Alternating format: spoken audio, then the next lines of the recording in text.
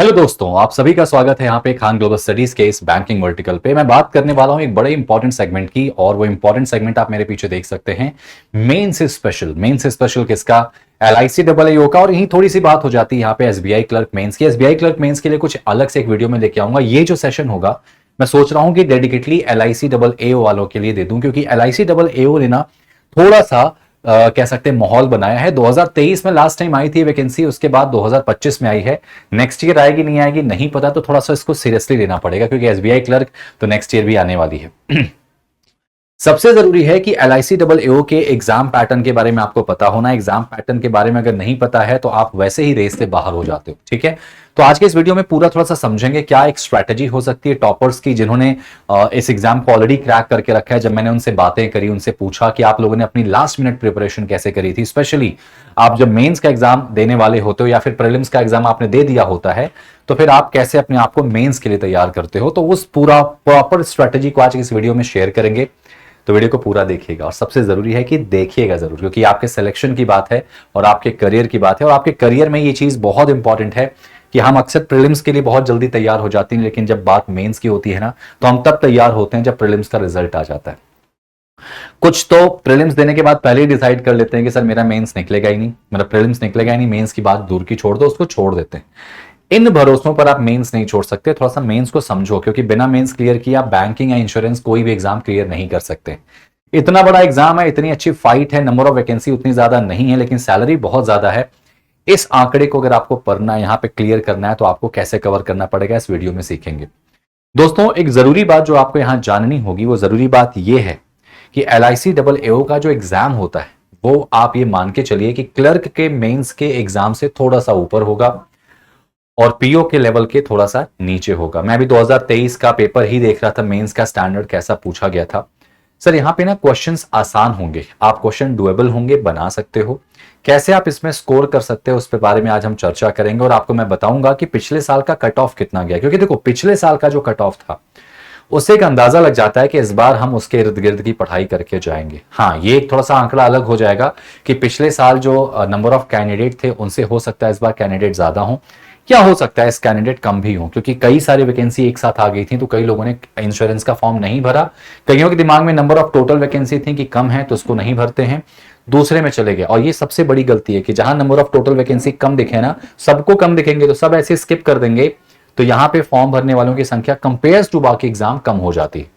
तो यानी कंपटीशन यहां पे ठीक ठाक मिलने वाला है, बस आप किसी तरीके से एग्जाम को क्लियर कर लीजिए।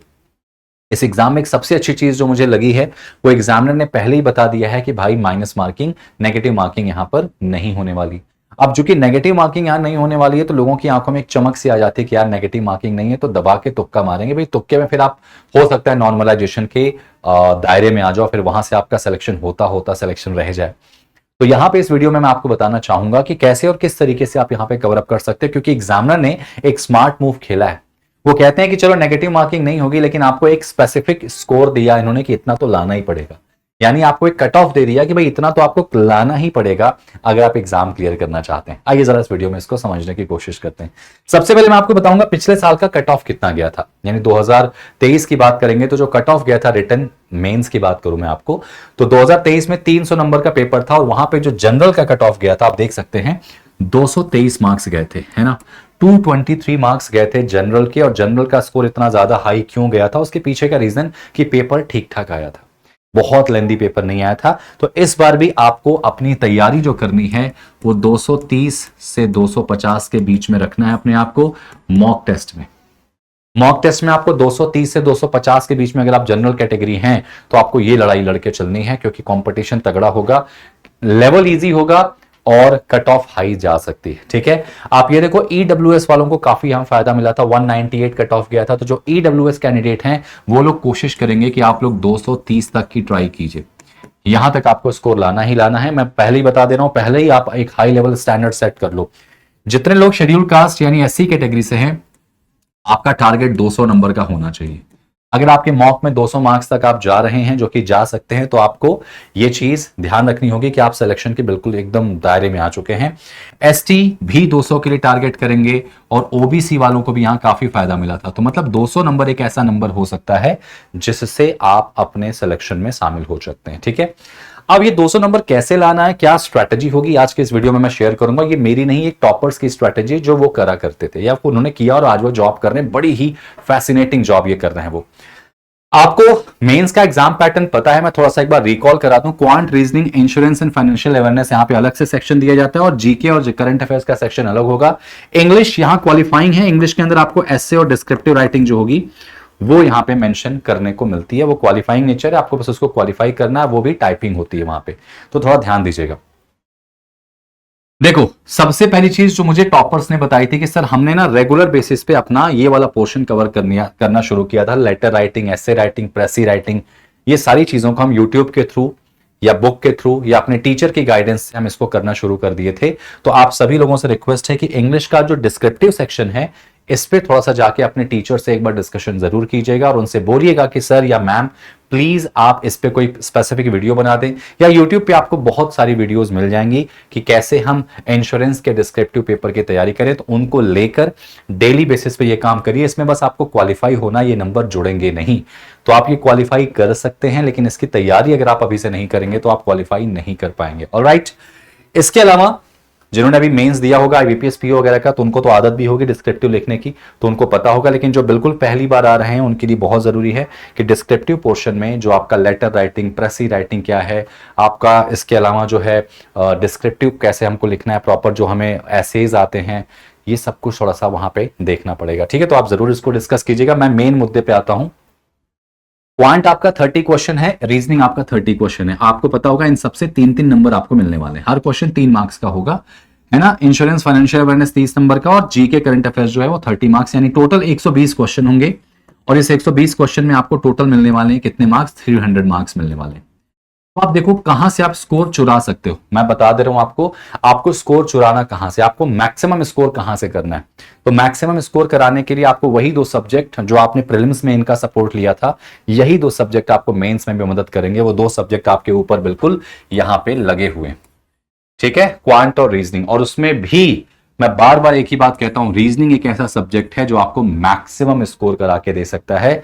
और मुझे याद आ रहा है कि स्टूडेंट्स ने पिछली बार जो आया था एग्जाम का पेपर, उसमें 30 क्वेश्चन के 30 क्वेश्चन तक पूरे कर दिए थे, 30 क्वेश्चन के 30 क्वेश्चन पूरे कर दिए थे। तो आपकी जो पहली प्रायोरिटी होगी रीजनिंग के पूरे 30 क्वेश्चन करके 90 मार्क्स लाने की, ये पूरी कोशिश होगी। हां, मैं ये कह सकता हूं कि इसमें 100% श्योरिटी नहीं है कि आप पूरे 30 कर पाओगे, लेकिन मैं इतना श्योर हूं कि आप 27 नंबर तक कर लोगे। मैं 3 क्वेश्चन क्यों हटा रहा हूं, ये 3 क्वेश्चन होंगे क्रिटिकल रीजनिंग के, जिसमें पैराग्राफ बेस्ड क्वेश्चन आते हैं, जिसकी प्रैक्टिस अगर मैं आप मेरी क्लास अटेंड करेंगे, देखेंगे, तो मैं इसकी प्रैक्टिस प्रॉपर आपको कराऊंगा, तो वो आप देख सकते हैं। तो आप जरूर इस कहानी को समझ पाएंगे। और 30 पे 30 टारगेट आपको करना है। अगर आपने 30 यहां से कर दिया, और क्वांट की बात करूं दोस्तों, तो क्वांट में भी बच्चों ने 30 में 30 किए हैं, मैं यहां पे 25 मान के चलता हूं। एक मिनिमम क्राइटेरिया की बात कर रहा हूं मैं, रीजनिंग का मिनिमम क्राइटेरिया 30 है, ध्यान रखना। तो आप अगर 25 कर लेते हो तो यहां पे देखो आप आ जाते हो, मैं इसको पूरा 30 ना करके 27 कर दे रहा हूं, चलो, है ना। तो यहां पे ठीक है, यहां पे कितना हो जाएगा, 7 त्रिका 21 और 3 दूनी 6, 8, 81 नंबर आपके रीजनिंग के हो गए। और आपके यहां पे हो जाएंगे रीजनिंग क्वांट के कितने हो जाएंगे बेटा, 75 नंबर। तो ये हो गया 7 और 1 8, 8 7 15, ठीक है। यहां 5, 1 सेकेंड, 5 और 1 6, 8 7 15, 156 नंबर आप सिर्फ ये 2 सब्जेक्ट से ला सकते हो। और 156 नंबर ये 2 सब्जेक्ट से अगर आप ला देते हो तो आप काफी हद तक अपने इस रीच तक पहुंचने की कोशिश कर सकते हो। गाइस, इसमें ध्यान रखिएगा, ये जो 81 में दिख रहा हूं ना, ये आपका 90 भी हो सकता है, मतलब 90 हो सकता है, क्योंकि मैंने देखा है पिछली बार का जो पेपर आया था उसमें लेवल ठीक ठाक थे। और अगर रीजनिंग की बात करूं तो सिंपल वही पजल्स आएंगे, जिसमें सर्कल वाले क्वेश्चन, बॉक्स वाले क्वेश्चन, फ्लोर वाले क्वेश्चन, फ्लोर फ्लैट वाले, डे मंथ वाले, कुछ भी नया नहीं था, सारे डुएबल थे। एसबीआई पीओ या आईबीपीएस पीओ स्टैंडर्ड की तैयारी अगर आपकी है तो ये आप मेंस को उड़ा के आओगे, है ना। Critical reasoning, machine input, data sufficiency, सब कुछ वही है। लेवल जो है वो थोड़ा सा आसान है। 2 लाइनर 3 लाइनर यहाँ पे क्रिटिकल रीजनिंग के क्वेश्चन थे, जो कि आप रेगुलर क्लासेस करोगे तो भी बन जाएंगे। तो ये 90 आप कर सकते हो। ऑलराइट, तो 156 यहां से मैं मान लेता हूं, बहुत सब कुछ गलत करा के। और ये जो क्वांट 25 है ना, ये 25 नहीं होगा, ये आराम से आप 26 27 28 कर सकते हो, ये प्लस माइनस हो सकते हैं। ये देखो जो आपका पोर्शन है करंट अफेयर्स और जीके का, 30 क्वेश्चन यहां पे बनते हैं और यहां पे मैंने पाया है कि 30 क्वेश्चन में से बच्चे 20 प्लस क्वेश्चन कर लेते हैं। मतलब 20 क्वेश्चन अगर आप यहां पे कर लेते हो गाइस, अगर 20 क्वेश्चन यहां पे आप बना लेते हो जो कि आप पढ़ रहे हो, चूंकि रेगुलर बेसिस पे करंट अफेयर स्टैटिक जीके है ना, तो आपको ये 20 क्वेश्चन बन जाएंगे क्योंकि आप रिदम में हो। 20 क्वेश्चन का मतलब यहां पे हो जाएगा कितने मार्क्स, यहां पे हो जाएंगे 40 मार्क्स। और अगर आप 40 मार्क्स की बात करोगे तो 156 और 40 आपका हो जाता है 196 मार्क्स। ध्यान से समझिएगा, ये सिर्फ और सिर्फ आपके 3 सब्जेक्ट्स हैं। अब बचा इंश्योरेंस और फाइनेंशियल अवेयरनेस, ये यहां पे थोड़ा सा आपको परेशान करेगा। इंश्योरेंस और फाइनेंशियल अवेयरनेस की बात अगर मैं करूं दोस्तों, तो इंश्योरेंस और फाइनेंशियल अवेयरनेस में 30 क्वेश्चन हैं। मैं इससे आपसे 15 की एक्सपेक्टेशन कर रहा हूं, क्योंकि इसमें आपको बहुत सारी चीजें जो हैं वो नहीं पढ़नी है। जैसे आपको एलआईसी का पूरा पोर्शन पढ़ना है कि एलआईसी के क्या क्या हिस्ट्री रही है, एलआईसी के कुछ टर्म्स क्या क्या रहे हैं वो प्रॉपर पढ़ने हैं। एलआईसी के अलावा जो आपका मनी मार्केट हो गया, सेबी हो गया, ये सब कुछ के बारे में डिटेल पढ़ना है। फाइनेंशियल अवेयरनेस यही तो है पूरा पूरा बेटा, है ना। आपको शेयर बाजार पढ़ना है यहाँ पे, जो आपको टीचर्स प्रॉपर यहाँ पे पढ़ाते हैं। इसकी नोट्स वगैरह भी मिल जाएंगी आपको टेलीग्राम से अलग अलग, या गूगल से भी आप सर्च करेंगे तो बहुत सारी पीडीएफ मिल जाएंगी, यहां से आप ये चीज कवर अप कर सकते हैं, ठीक है। इसके अलावा आपका पूरा का पूरा फाइनेंशियल मार्केट है, इंश्योरेंस है, इरिडा से जितने भी क्वेश्चंस आपके बन सकते हैं, इरिडा के पूरा पूरा सेगमेंट उठा के आप देख लीजिए, है ना। तो यहां से 15 क्वेश्चन आप निकाल सकते हैं। और कभी कभी तो डायरेक्ट क्वेश्चन पूछे जाते हैं फुल फॉर्म का, है ना। आपको डायरेक्ट क्वेश्चन पूछे जाते हैं, जैसे एफआईआई का फुल फॉर्म क्या होगा, बहुत सारी चीजें ऐसी देखने को मिलती हैं। तो यहां से आप 15 क्वेश्चन अगर करते हैं तो 30 मार्क्स आप यहां पे ला देते हैं। और अगर 30 मार्क्स यहां पे अगर आप ला देते हैं एवरीवन, तो आप ध्यान रखिएगा इसमें, यानी 30 मार्क्स और जोड़ देंगे तो आपका लगभग 126 के आसपास पहुंच जाएगा। पहुंचेगा ना भाई 126, यहां पे आप 126 के आसपास पहुंच जाएंगे। तो जो आंकड़ा हमने सोच रखा है, सॉरी 226, माफी चाहूंगा, जो आंकड़ा हमने सोच रखा है उस आंकड़े के आसपास आप होंगे। 230, 225, 30 इसके बीच में आप रहते हैं। और ये तो मैं आपको जो नंबर बता रहा हूं, ये वो नंबर हैं जिनसे मैं आपको मिनिमम क्राइटेरिया में लेके जा रहा हूं। मैक्सिमम भी आप लेके जा सकते हैं। एक चीज जो थोड़ा यहां परेशान कर सकती है दोस्तों, वो एक चीज क्या परेशान कर सकती है कि आपको ध्यान रखना है, माइनस मार्किंग नहीं है, लेकिन ध्यान रखना है कि आपको 45 मार्क्स तो लाने ही लाने हैं, मतलब हाफ लेके आना है। 90 में से आपको क्वांट और रीजनिंग में 45 लाना है। इंश्योरेंस में से आपको 30 मार्क्स लाने, जनरल हैं आप तो 30 मार्क्स लाने हैं आपको। कहां पे, जब आप जीके की बात करते हैं तो मतलब आपको 60 में से 30 नंबर लाने ही लाने, मतलब 15 क्वेश्चन तो आपको करेक्ट करना ही है। और अगर 15 क्वेश्चन करेक्ट की बात करेंगे तो यहां पे आप देखो बिल्कुल बॉर्डर पे, तो अगर आप यहां 20 चले जाते हो, यहां पे 20 क्वेश्चन पे आप जाते हो, तो आप पहुंच जाते हो आपके रीच मार्क्स पे जितना आपको चाहिए। तो सोचो, अगर आप बाकी दूसरी कैटेगरी से बिलोंग करते हो तो आपको रीजनिंग और क्वांट में 40-40 और बाकी इन सब में कितना 27-27 मार्क्स लाने पड़ेंगे। तो बहुत ज्यादा डिफरेंस नहीं है। तो अब एग्जामिनर ने जो खेल खेला है ना, इस खेल के तहत आपको माइनस मार्किंग हटा दिया, लेकिन एक नंबर दे दिया कि भाई इतने पे आपको लेके आना। तो मेरा जो कहने का मतलब ये है कि अब से आपको ये सारे के सारे जो टारगेट्स मैंने बताए हैं, इसको अगर अचीव करना है दोस्तों, तो थोड़ा सा इस वाले पोर्शन पे ध्यान दीजिएगा। ये वाला पोर्शन थोड़ा सा एक्स्ट्रा आप टाइम दे सकते हैं 2-3 घंटे का, और ये वाला पोर्शन यानी जीके और करंट अफेयर्स और इंश्योरेंस और फाइनेंशियल अवेयरनेस, ये थोड़ा सा ध्यान देंगे आप तो आपका काम बन जाएगा।